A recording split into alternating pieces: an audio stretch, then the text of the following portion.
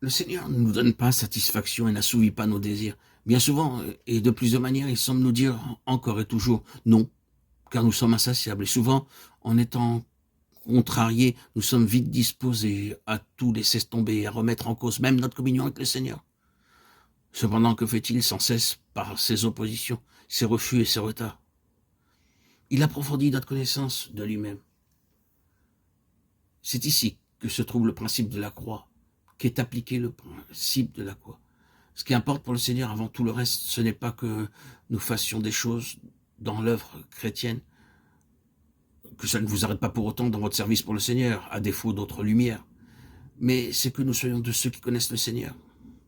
Les opportunités pour le servir jailliront de la connaissance que nous aurons de sa personne. Il nous les fera voir. Le Seigneur, l'Esprit coordonne son œuvre. Il sait où il a des besoins. Et quand il voit quelqu'un qui peut répondre à ce besoin, il établit lui-même le lien nécessaire à son œuvre. C'est le principe que nous avons dans le Nouveau Testament. Nous le voyons dans la vie du Seigneur Jésus lui-même. Cette rencontre entre Christ et la femme samaritaine n'était pas seulement fortuite ou une belle histoire, non, non. Il y a un principe dans cette rencontre. D'une part, il y a celui qui a de l'eau à donner que le monde ne connaît pas. Et d'autre part, une femme assoiffée. Dieu met celui qui a besoin en relation avec celui qui peut le satisfaire. C'est une loi.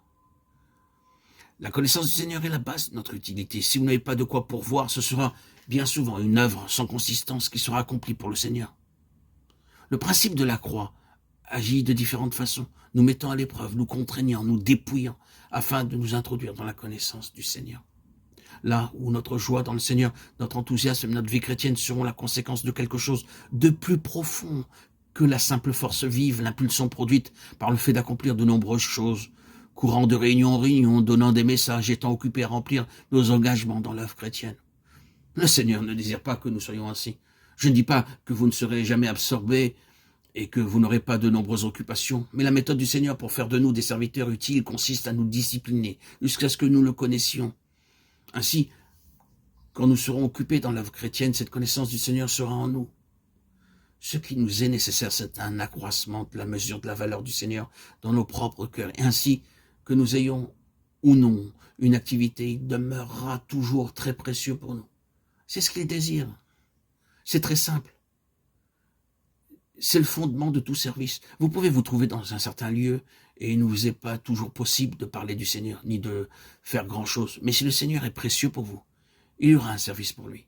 Il possède en vous un vase disponible pour tout ce qu'il désire.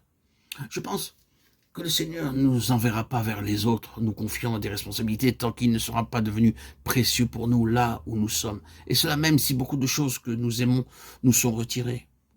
C'est le principe de la croix.